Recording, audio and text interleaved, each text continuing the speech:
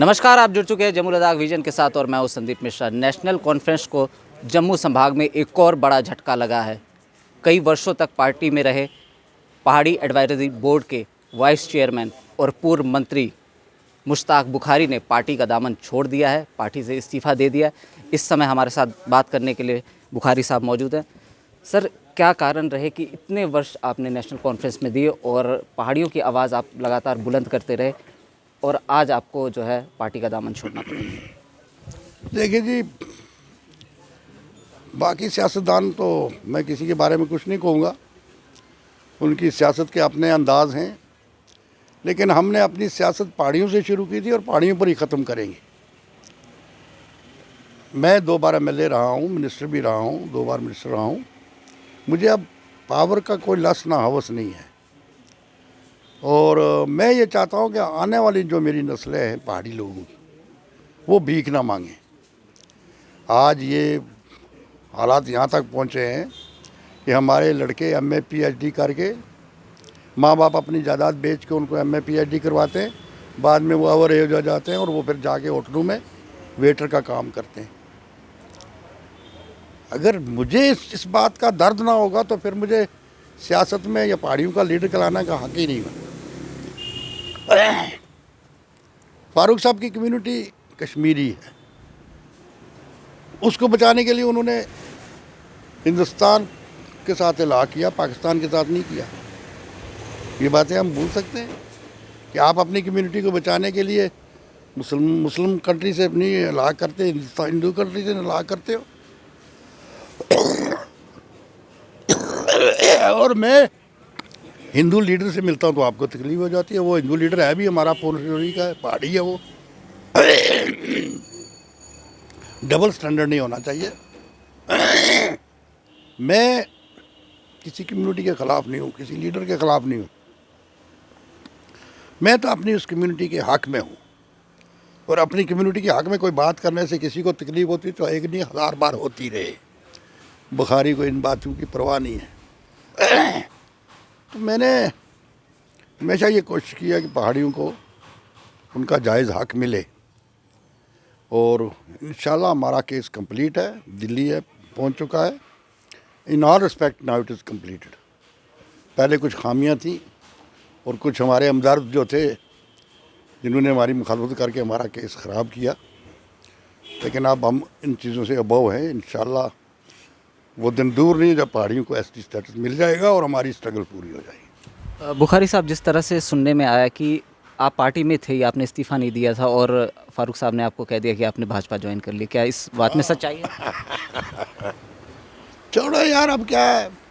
वो जो मीटिंग हुई थी ना हमारी ऑल पार्टी फोरम, उसमें 23-24 एक्स एमएलए एमएलसी थे, तो वहाँ वो मैंने सदारत की थी। वो मीटिंग मेरी सदारत में हुई थी। हमारे मुनाफिक जो होंगे पूर्णचोरी के, उन्होंने जाके उसको कहा कि ये देखो जी, ये भाजपा के साथ हाथ मिला लिया। मैं गया मिलने, कहने लगा जी आपने भाजपा ज्वाइन कर लिया। मैंने कहा नहीं जी, मैंने तो भाजपा नहीं ज्वाइन करी।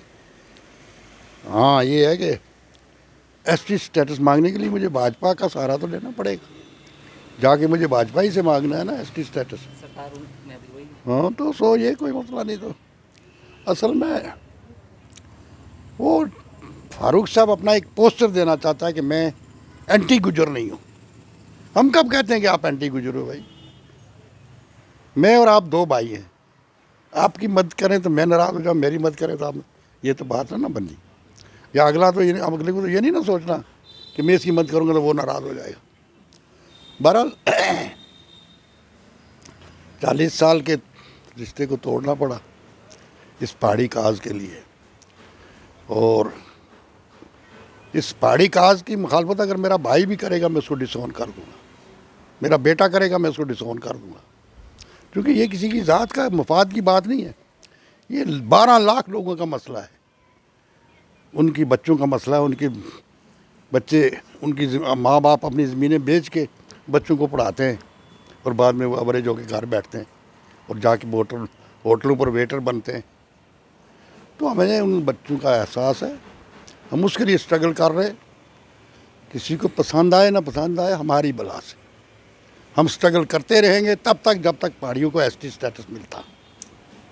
बुखारी साहब, जिस तरह से आपने पार्टी का दामन छोड़ दिया है, लेकिन अभी भी कई नेताओं ने पार्टी का दामन छोड़ा, लेकिन फारूक साहब से जब भी सवाल किया जाता है कि पार्टी के जो नेता आपके छोड़ के जा रहे हैं, क्या पार्टी को उससे नुकसान होगा, वो कहते हैं कि पार्टी और मजबूत होगी। आपको क्या लगता है, 40 साल आप हो जाएगी ना मजबूत, और हो जाएगी। आने दो, इलेक्शन मजबूत हो जाएगी। जब इलेक्शन आएगा फिर बताएंगे कि कितनी मजबूत हो गई है। गलतफहमी में नहीं रहना चाहिए किसी को। बुखारी साहब, कई सारे भाजपा के नेता से आपकी मुलाकात हुई, मिलने भी आए, तो क्या भाजपा का दामन थामेंगे या किसी और पार्टी की बात करते हैं आप? अभी दामन थामने या छोड़ने की बात कहाँ है? अभी पहला टारगेट मेरा है एसटी फॉर पहाड़ी। पहाड़ी को एसटी देने वाला अगर आरएसएस होगी ना, मैं उसके साथ भी चलूँगा। क्या बात करते हैं? भाजपा की तो बात ही नहीं है। जो हमारी भूख को मिटाएगा हम उसके साथ। हम उस वक्त उठा के कंधे पे रखेंगे नेशनल कॉन्फ्रेंस को तो कांग्रेस को। जो पार्टी, जो व्यक्ति पहाड़ियों को एसटी दिलाएगा, दिलाने की कोशिश करेगा, हम उसके साथ हैं। नटशल। बहुत बहुत शुक्रिया सर हमसे बात करने के लिए। ये थे हमारे साथ बात करते हुए मुश्ताक बुखारी जी, जिन्होंने साफ तौर से कहा कि जहाँ भी पहाड़ियों के हक की बात होगी, जो भी उन्हें एसटी का दर्जा दिलाएगा, ये उन्हीं के साथ जाएंगे, क्योंकि ये सिर्फ कुछ लोगों की बात नहीं है, 12 लाख लोगों का सवाल है। अब देखना ये है कि किस पार्टी का दामन थामते हैं, लेकिन इन्होंने साफ कर दिया है कि जहाँ भी पहाड़ियों के हक की बात होगी, ये वहीं जाएंगे। फिलहाल मुझे दीजिए इजाज़त। आप लोग बने रहिए हमारे साथ, देखते रहिए जमुल लद्दाख विजन। नमस्कार।